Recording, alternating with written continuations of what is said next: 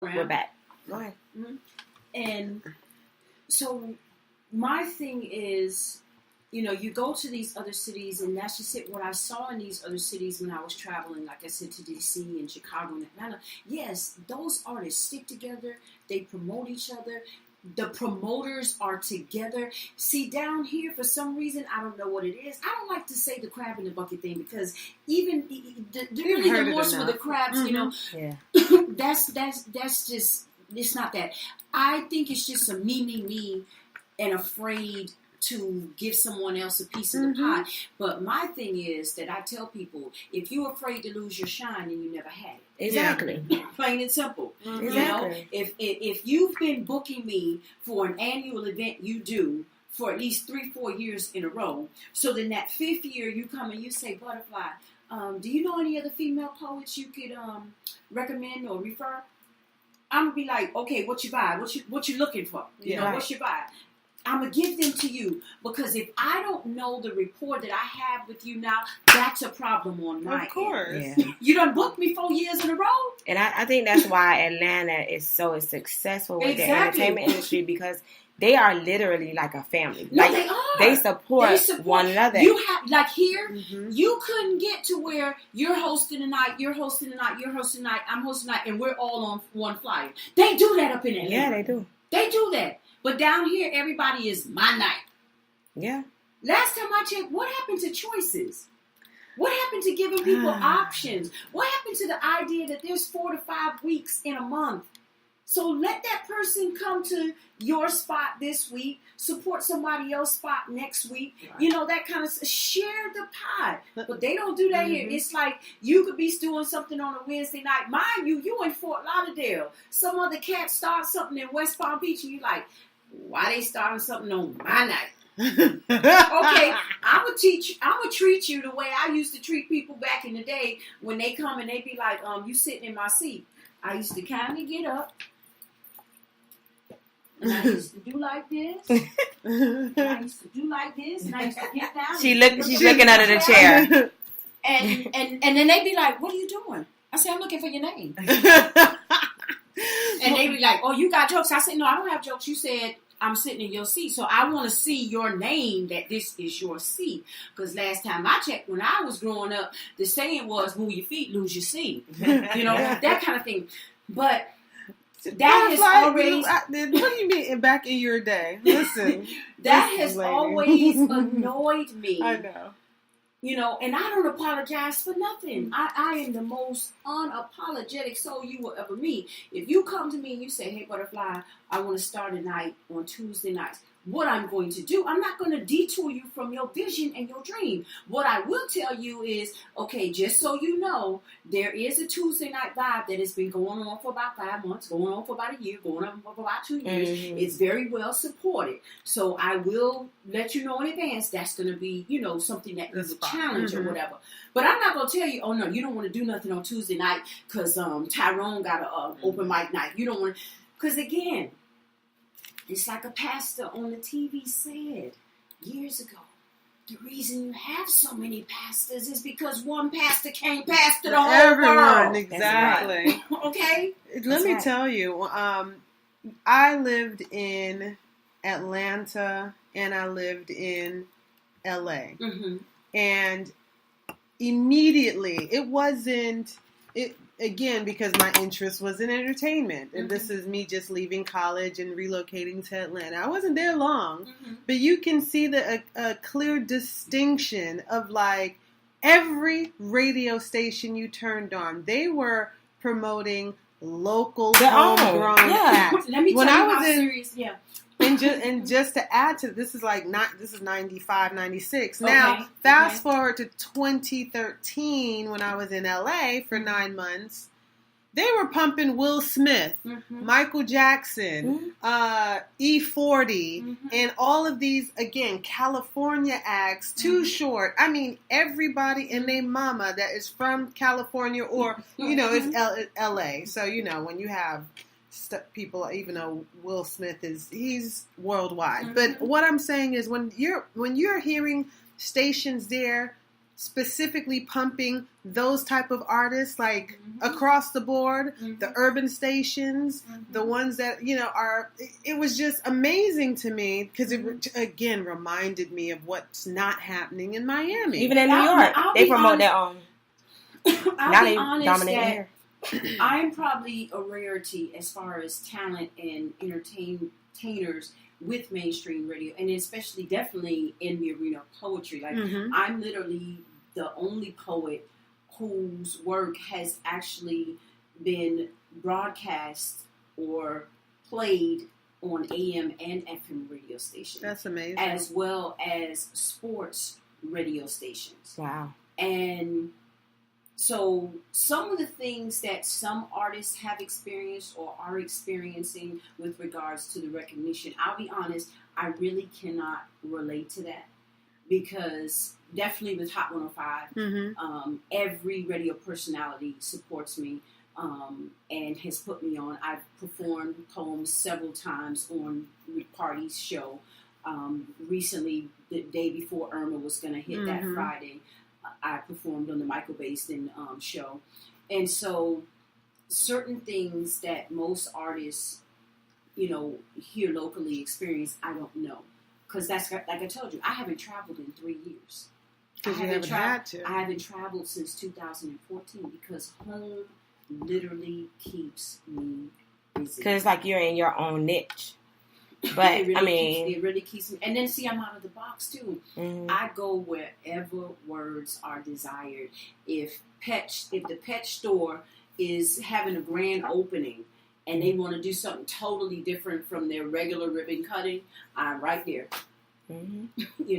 And I have built my brand the way that I have along the lines of hearing voices that I'm fans of. God bless and rest his soul, Gerald Levert. He said you have to build your own doors of opportunity. Ain't nobody gonna build them for you to walk through. You gotta build those doors and walk through them yourself.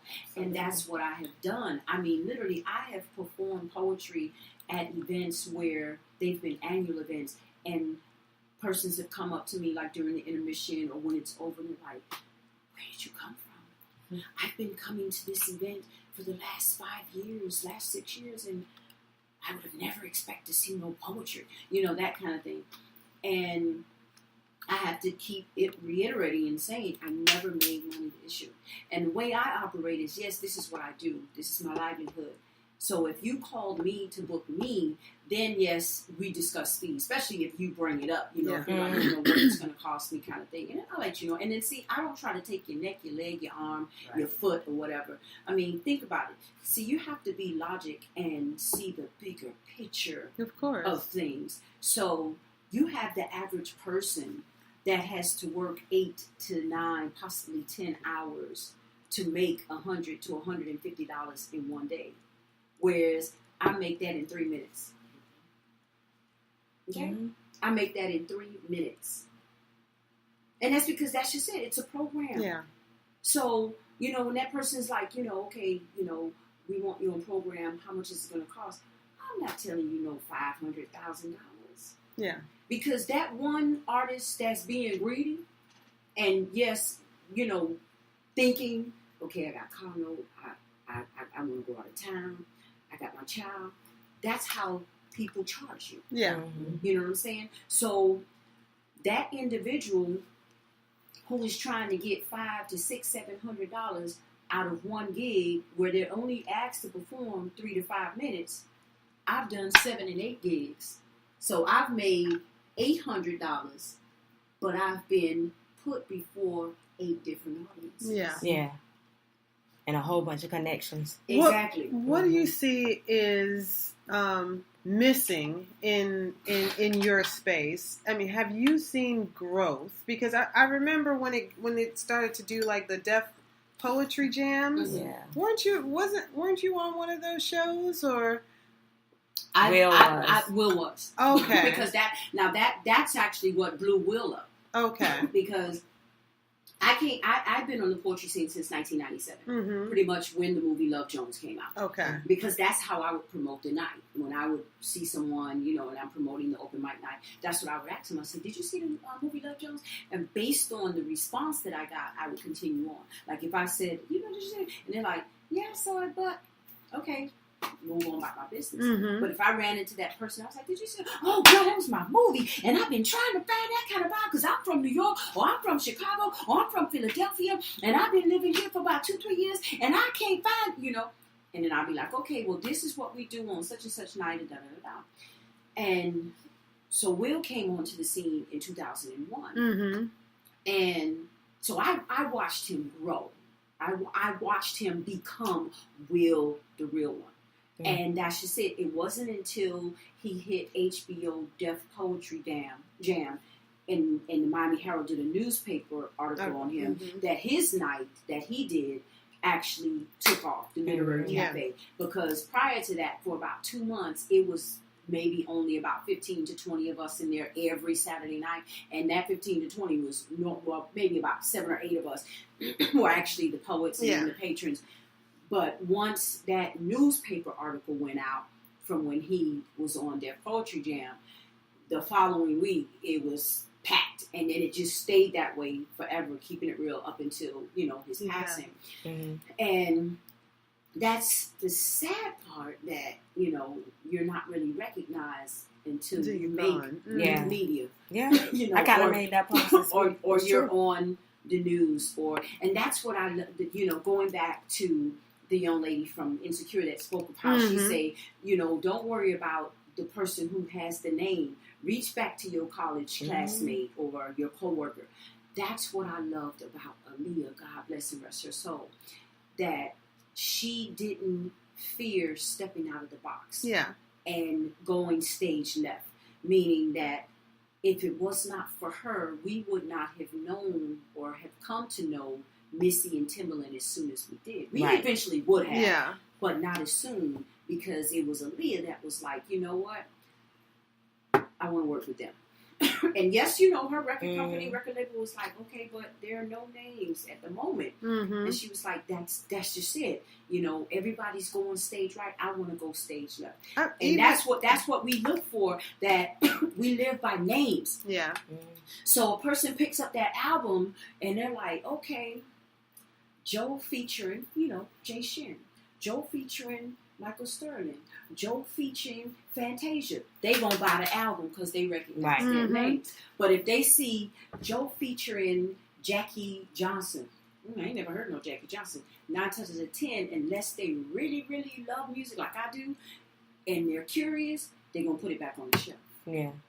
And until someone in their life and in their soul, because every one of us in this room, all 4 of us in this room, have that individual that if they say what it is, people follow. Yeah.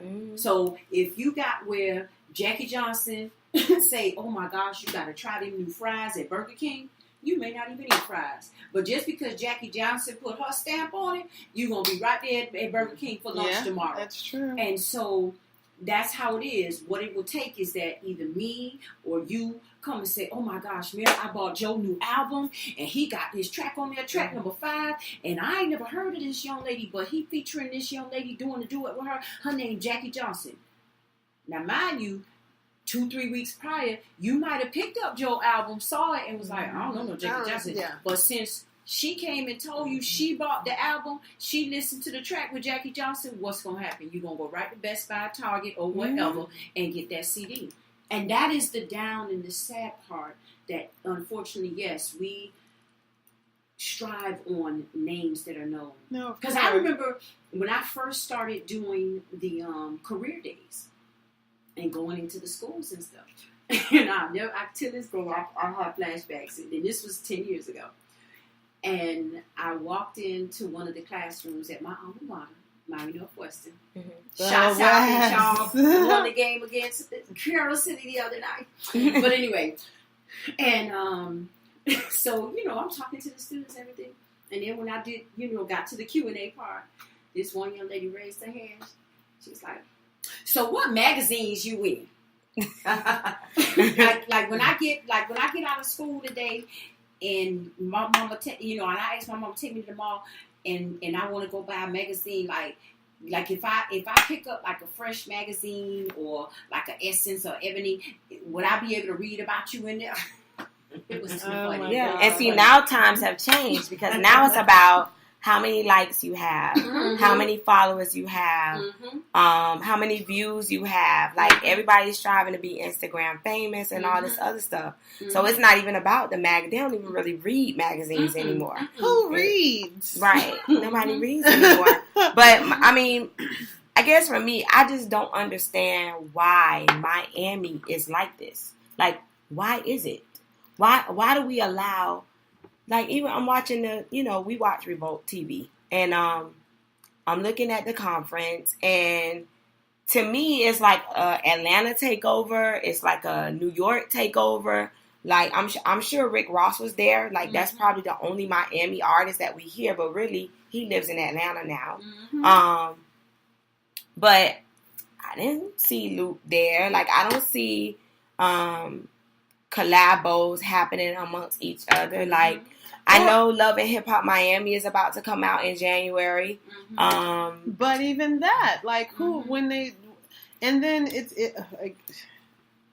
it's frustrating to see, to be honest with you. It's frustrating to see. I mean, I think that if we made a real effort to, like, pool our resources together and say, raise your hand if you're from South Florida and you're trying to do XYZ business. And then tell me why your business isn't being successful. And you'll probably get the response of, well, the community's not supporting it. It seems like unless you're a certain type, if you remove yourself from here and go and find successes elsewhere, then they recognize you. Yeah. Then they can co-sign. Let me take you there. So in 2000, and you have people who follow what you do because, like you say, everybody's doing things for likes and views and all that kind of stuff. And so I did it, and I noticed a couple of other artists that did it, but they didn't get the same response. Because at the end of the day, it's going to come from, how strong is your hustle and your grind? Yeah. Like, do you have people calling you who booked you 5 years ago, who booked you 10 years ago, and that's just it? They haven't seen you in 5 years. They haven't seen you in 10 years. And I'm speaking my life. Yeah. Okay? And so in 2014, this was around November, I had featured up in Baltimore, D.C., and Virginia.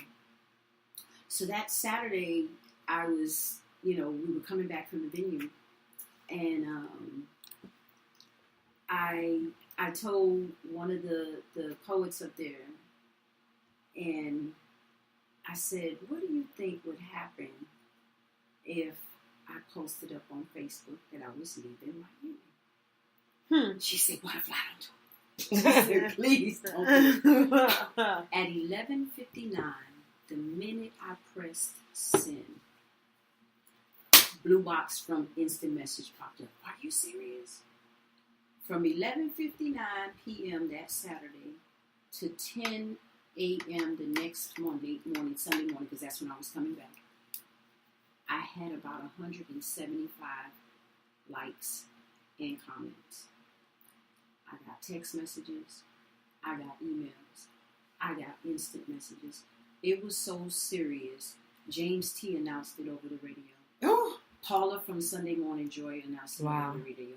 The whole first week I was home, from that Monday to that Friday, I was running into movers and shakers. The minute they saw me, they was like, oh my gosh, is it true what I heard? Is it true that you're leaving Miami? No, you can't do that. You got too much going on here. You can't leave. I said, no, I'm not going anywhere. What made me do it is that Friday night, we were on the way to an open mic night, Be Free Fridays. And one of the poets that was in the car, and we were meeting, and she says, man, I'm glad I got so-and-so's CD because he about to blow up.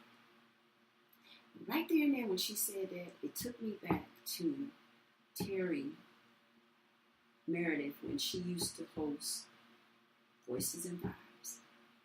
And every week she used to tell the audience, you better love on your local talent now. Because the moment they get that big break and they out of here, you going to be wishing you did. Yes. And sure enough, by the time I got home, around like the 2-3 o'clock hour, I was already up to about 500. I had people commenting that I was not even Facebook friends with. And then I had 2 people going back and forth at each other, where DC people was like, red carpet for you. Wow. We'll welcome you with open arms. One resident was like, I got a spare room. You can stay in my spare room. So there was one DC resident on my page going back and forth with a Miami resident, and Miami resident was like, you can't have our girl. You can't, no, y'all can't have her. They were going back at it for about 30 minutes. Wow. My sister called me. She was like, Rebecca, why did you do that? She's like, you can't be playing with people's emotions like that. She's like, that's bad for business. I said, trust me. I know what I'm doing. And so again, like I say, that's why I did it, because of the conversation that Friday night up there about their artists. And then just hearing Terry every week telling the audience, you better love on your local talent now, because when they get that big break and they're going to be leaving here, you're going to be wishing. And sure enough, for that whole week, I was getting people, we need to do lunch. We need to do dinner. Let me know when you're available. And I was just laughing because I was like, okay, so it took me to tell you I'm getting up out of here. For now you want to spend time, or now you want to, appreciate me kind of thing. And sometimes you have to do that. Listen, sometimes you have to do that. If I can tell you how many people want my political consulting services outside of Florida and outside of Miami, where I probably don't have to struggle as much. I mean, I'd be lying. I'd be lying if I didn't get constant calls from people for me to like, come to New York, come to DC, come to Baltimore, come to, like, it's just, it's a little ridiculous. And then it's like, I'm, in me personally, just trying to, I'm struggling, just trying to survive and do what you love and continue to be engaged. And it's kind of like, it's tempting. It's tempting. I mean, I don't go to half of the local minority political stuff, because it's like, I know I'm going into waters that are not supportive of my efforts and what I do. All they want to do, they want to meet up. They want a free consultation. They want to pull all your ideas in one sitting and leave. Welcome to my world. Same thing for me. But decorating, like, I get so many people tell me, are you moving to Atlanta?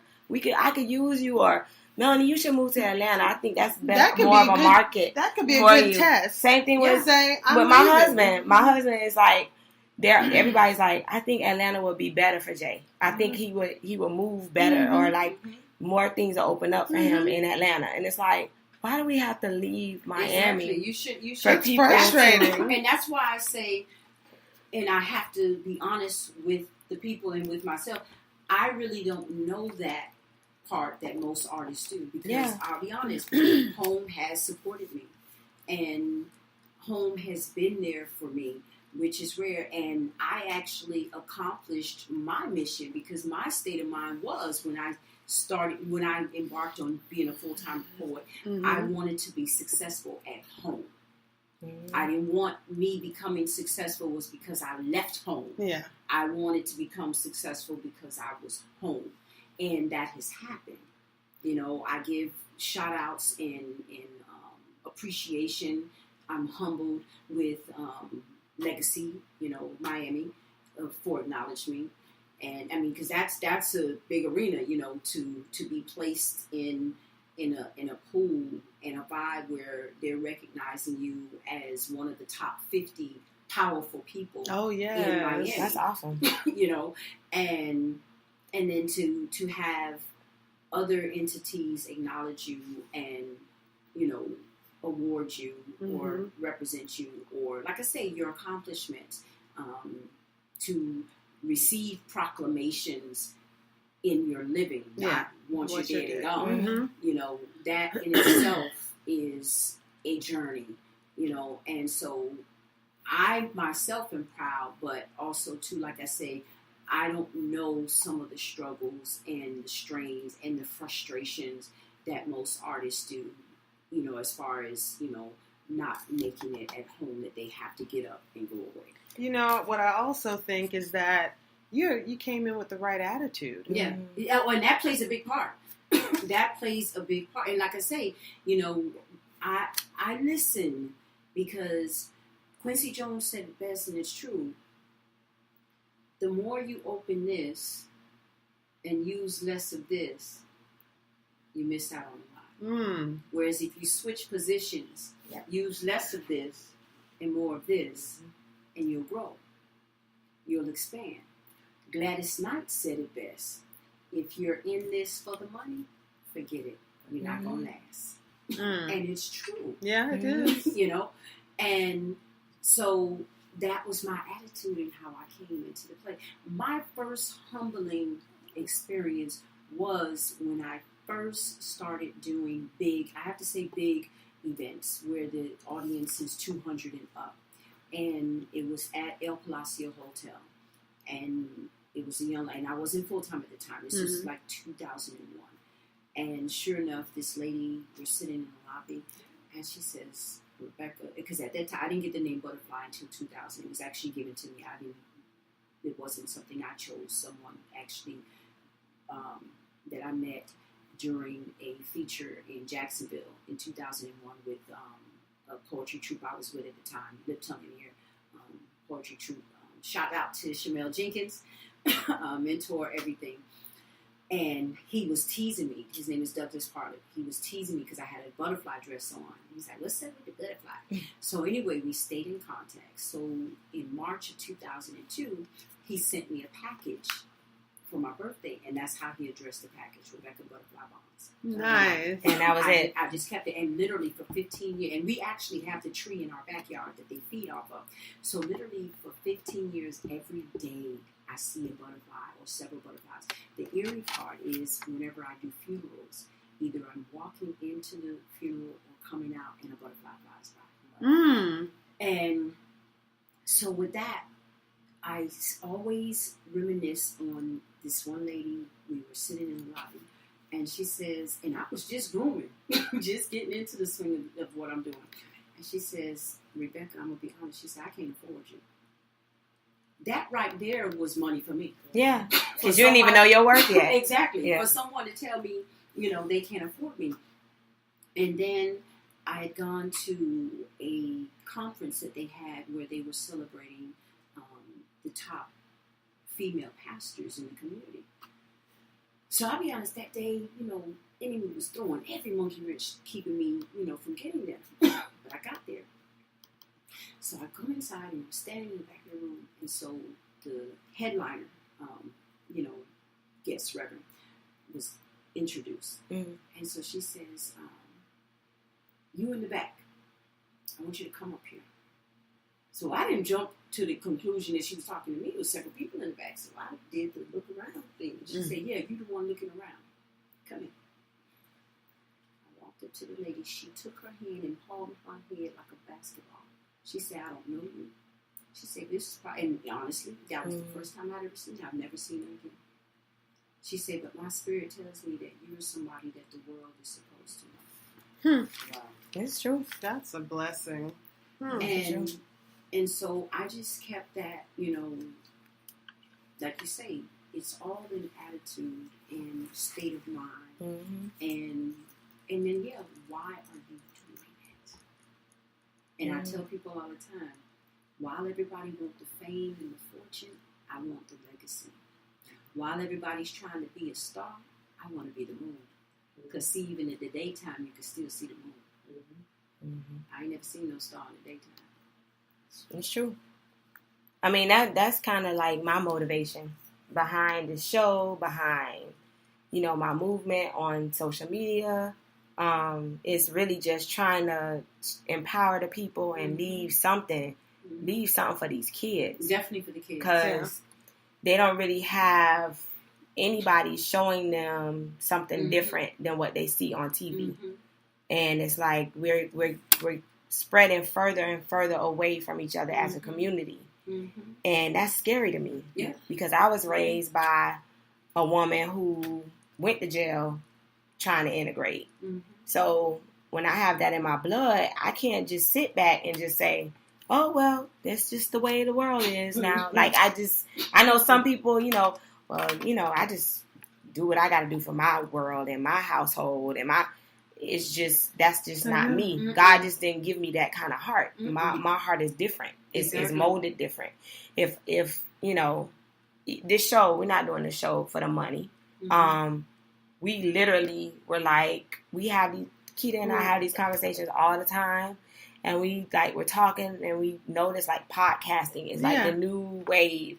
So we were like, why don't we tape our conversations and just see where it goes? And no use it script, as, no nothing, just two people sharing their thoughts and you know what, let's invite some friends over. Let's see what this looks like. And it's just been. But you know what? Eminem, I like that. That's where everything started. Yeah. If you look at some of the places that are now mega, it started in the living room. It started in the garage. It started on the patio. It started in the backyard. There's a young lady now, Nikki. She has an event called Words and Wines. It started in her home. And then she moved it to a venue. The first venue, was Legion Park off of Biscayne. And it was a diverse audience, age-wise and everything. And it's still going on to this day. So it's about commonality, familiarity, relative, same page. Yeah. And the scary thing for me, this show that's coming out in January, there's a couple people on there that I know personally. Like, I just don't know if it's going to represent what Miami really is. It's not. Don't even have that expectation. What has happened is they've been trying to do this show for so long. And I think they've been trying to like pull Trina and Trick into, being a part of this show for so long. And it's kind of like, now you're just in the wave because while I could believe, and I could be wrong, Miami was supposed to be the first love and hip hop type, or like immediately after New York. But the Miami folks weren't going for it because, again, you're dealing with, Trina is still a working artist in the industry. And she still lives here. And she give still her credit lives here. like she does. Trick is still a working artist and lives here. And so Luke is still a working artist and entrepreneur and businessman, and he's in still Miami. Yeah. And so we, early 2000s, we saw the reality show Tide, and it wasn't really a good look for a lot of artists.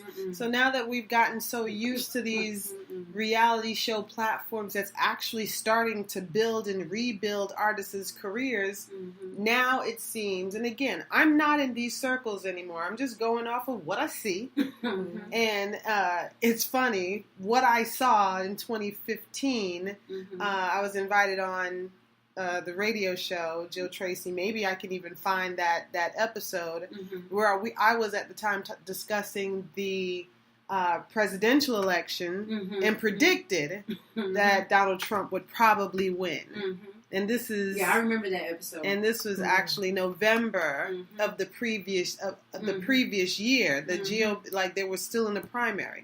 Anyway, so I'm saying, I'm just going off of my own gut and vibes that, they see that this is probably a real opportunity for them to build and rebuild their bases.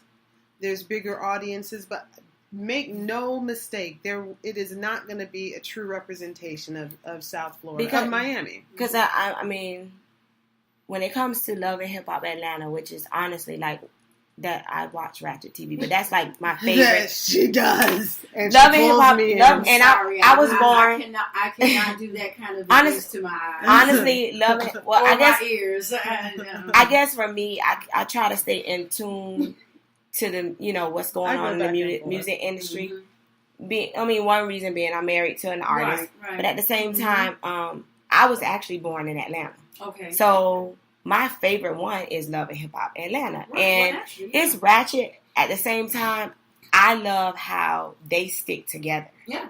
Even they are like they stick together. You know who runs Atlanta. You know T.I., Tiny, Candy, Latoya. You know their clique. You know their clique. But in Miami, when you turn on like the show Jay was on BET to highlight the record labels, Slip and Slide, they even featured Khaled. And to be honest, who's running Miami? Khaled. Khaled is not from Miami. Khaled's running it. I forgot the lady who's running 99 Jams. She's not from here. Miami is being run by other people other than others. Miami is run by others. So listen, this is not just entertainment. This is business. Yes. This is sports. Yes. Listen, Dolphins not winning. Dolphins not winning. They won today. They won today. Thank God. Yeah. But you don't really hear a lot of Dolphin fans. You hear a lot of Heat fans because Heat was winning. Yeah. And it's we're just, bandwagon jumpers. That's bandwagon. But I see that if you have, I don't know, Lady Gaga come, she's going to sell out American Airlines Arena. If you have, I don't know, local homegrown talent R&B singer, crickets. Yeah. You might get 30, 40 people in the parking lot of AAA, but you're not going to get them to sell. And so it's just mind-boggling. And I don't know, how do we retrain ourselves to support? How do we retrain ourselves to say we're gonna pull from our own circles? Yeah, we're gonna pull from our own. And I see it. I see it in little circles, but I don't see it where it's genuinely stretched out across bigger groups. Again. I'm but one person, but I try to go to Miami-Dade Chamber events, which is the Black Chamber. I live in Miami Gardens, and so I try to support some of the efforts in Miami. Actually, a couple of years back, and I think last year, being a part of an HBCU 5K. And there were struggles to bring something that was going to help and benefit the community to, because again, it was interfering with a mainstay event. And from what I was told, there was like some back channel of individuals that were not supportive. And it's just, again, it just reminds me of like, people are trying to do good things here. And when you're coming to I guess we all want to take credit for everything that comes our way. So those that are really, the ones that on the surface and maybe in reality are having successes here, they want to keep it to themselves. Yeah. Like I say, if you're afraid to lose your shine, then you never had it. Listen, I brought up Takeda before we started the show. I've known Brianna and her mom since Brianna was like 5 years old. Wow. I work with Del Tavis or Kiki. They should come on the show. I'll try. I don't know. But I've worked with Del Tavis or Kiki. That would be awesome. When I got out of college, we worked at Belafonte Sikosi Center together. At that time, Brianna was 5 years old. Brianna's been trying to make it in this industry since she was 8 years old. Brianna has had a reality show that she was a part of that I watched. I watched it too. And when I'm watching the BET Hip Hop Honors in Miami, I don't know. I that girl grinds so much and grinds so hard. She's been grinding since she was 8 years old, singing at Heat games. I remember.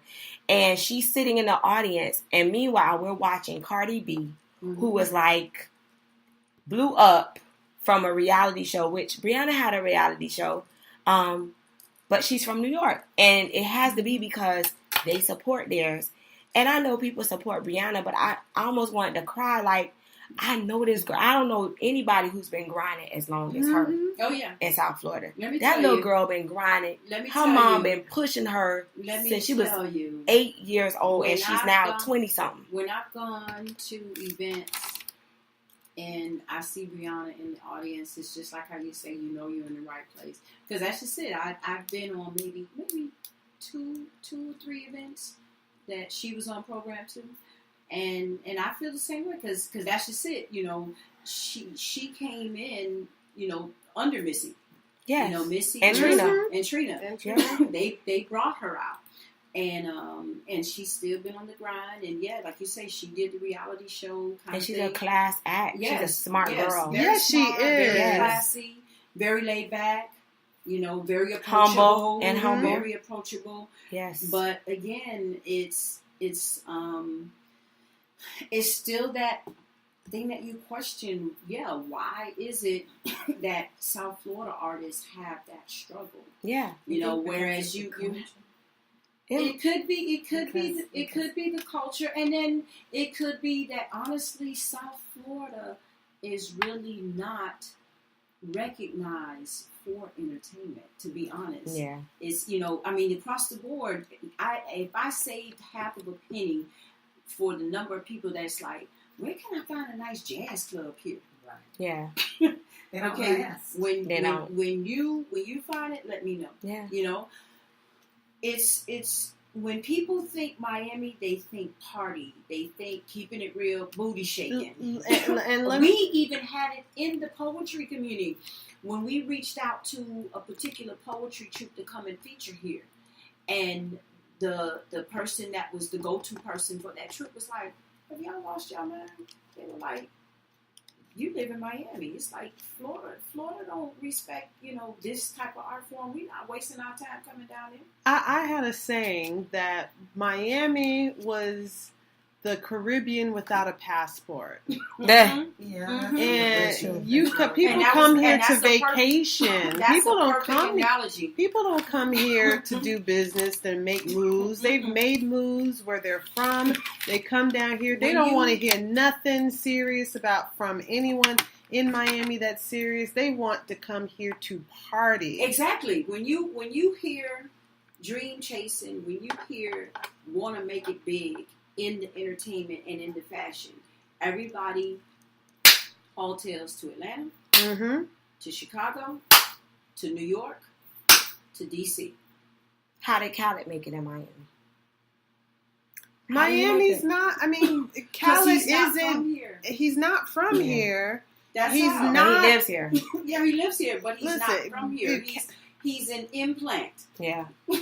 You know, I mean, again, and I respect him. I respect him and his grind. I acknowledge him as a Miami person. But yes, we know that, you know, because we're from here, we know the deeper backdrops to it. And I almost feel like the support of him blowing up the way that he did, that wasn't really co-signed by Miami artists like that.